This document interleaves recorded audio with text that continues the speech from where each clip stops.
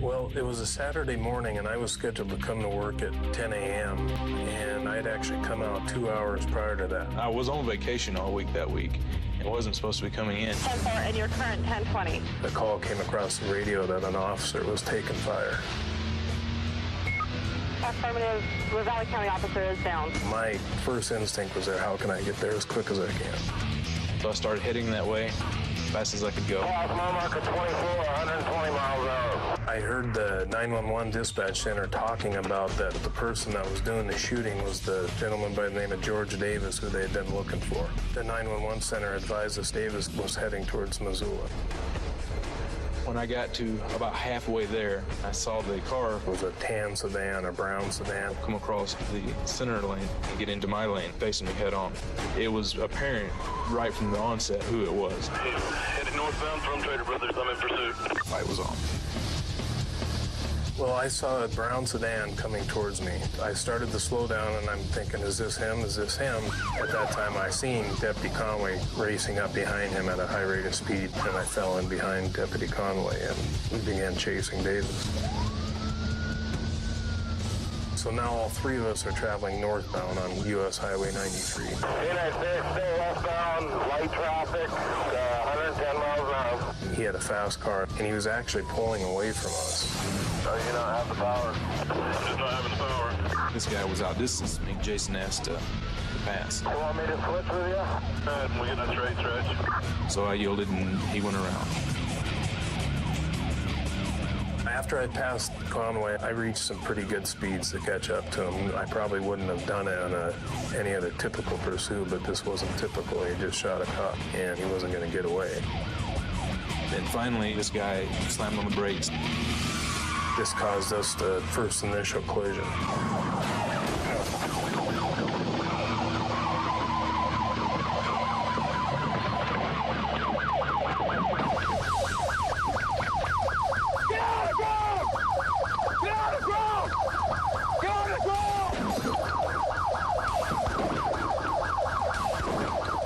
I remember looking at his muzzle blast and thinking, I'm dead. I came around the curve. I was probably half a mile or so behind Jason when this wreck happened. I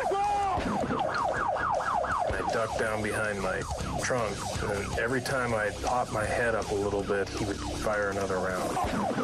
I just wanted to kill him. I wasn't going to let him kill me before I killed him. I left my cover and fired 2 good shots at him.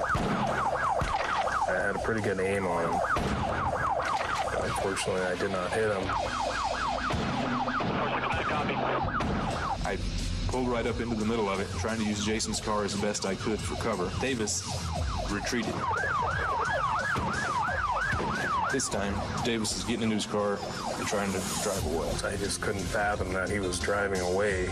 We'd just been in what I saw was a pretty significant collision.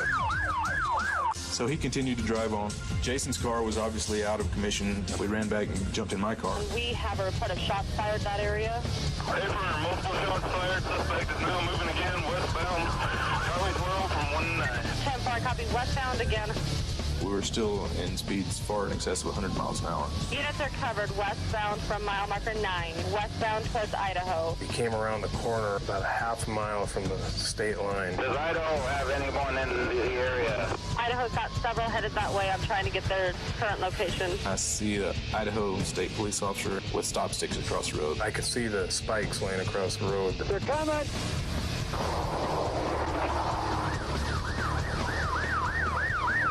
Idaho just stopped him. It's mile marker 2.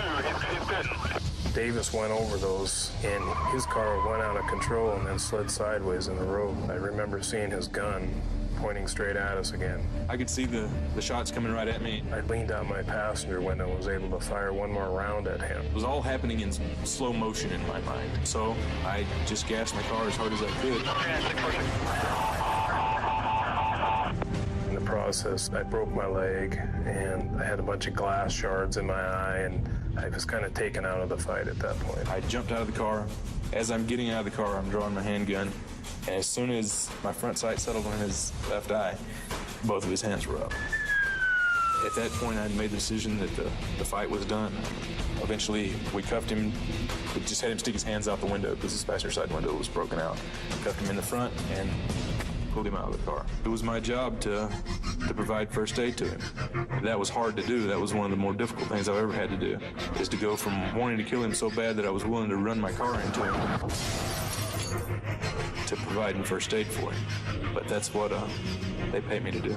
It was a happiness that, number one, I had survived, and number two, that this dirtball was in handcuffs. I knew he wasn't ever going to hurt anyone again. Davis received 11 life sentences for his crimes, one of the longest prison terms in Montana state history.